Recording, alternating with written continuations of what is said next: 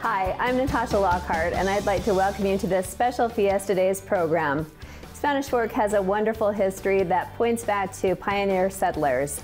They moved into a beautiful but untamed area. They worked hard to create something more for themselves, but also for their families.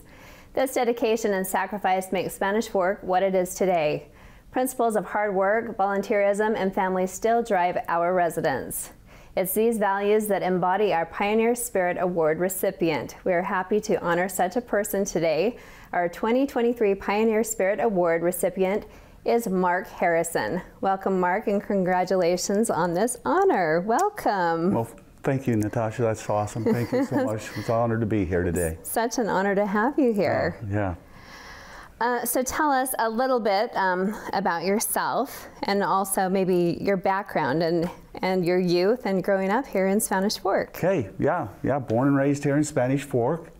My parents were involved in the community. My dad was a fireman. He also served on the city council. We had our business here in Spanish Fork growing up and on Main Street.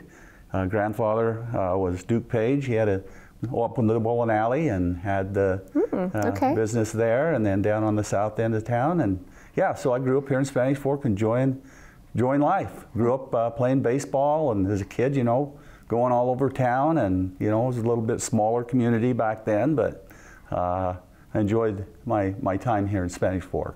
What do you think is maybe the best thing about living in a small community? You know, I think back then you had everybody knew everybody. You know, it was a small, like I say, smaller hometown community back then. Growing up, you know, a lot of involvement within the community of baseball and, you know, organized sports and school and things like that. And then family, of course, growing up here in Spanish Fork, and just made, you know, everyone was family. We kidded ourselves as a family, you know, our first cousins were more like brothers and sisters growing up, but that's how true it was. Okay. Well, you've spent 35 years in the National Guard. Yes. So that's a long time. What drives a person to dedicate that much time? I think I was fortunate. I was blessed. I joined the military when I was in high school, joined the National Guard. Okay. Enjoyed the time I had there with the people I served with. Had an opportunity to go in an active duty tour with the National Guard after 10 years and served in that capacity, and was blessed. It was a true honor to serve in the National Guard, serve our country and serve our community. Well, thank you for your service. Yes. So is it a love of country that makes you just a natural person to have maybe organized the flag retirement ceremony? Oh, you know, I was kind of there when it first started. Okay. More in the background than anything. We had some true patriots that started that program. Thad Jensen, Ervil K. Christiansen, people that were in the Guard at that time that just saw the need to do a ceremony like that. And then after, you know, a few years, then I really got involved with it and became the chairman in 2007, I think it was, and served in that capacity until just this last year. And so it was just an honor to serve in that capacity, honor to be able to honor our flag and our country and bring it to the forefront of patriotism, love of country, love of the flag, and it was a true honor to serve in that capacity, to see the people that become involved in that. We tried to involve the community, or we did involve the community. You talk to a lot of young men and young women who grew up in Spanish Fork, and oh yeah, they got to serve and they got to take a flag out to the military member, and it's a great experience. Many have come up to me throughout the years and, you know, just thanked me, and you know, they were proud to serve and proud to help. Yes, well, it's really grown over the years. Oh my goodness. Yeah, we started in the parking lot with a 55-gallon drum, burning probably, I think, a couple hundred flags that first time, and throughout the years until it is what it is today, where we really retire over, you know, thousands of flags each year. So you talked about the original, like how did it kind of originate? Like how did it become a need in the very beginning?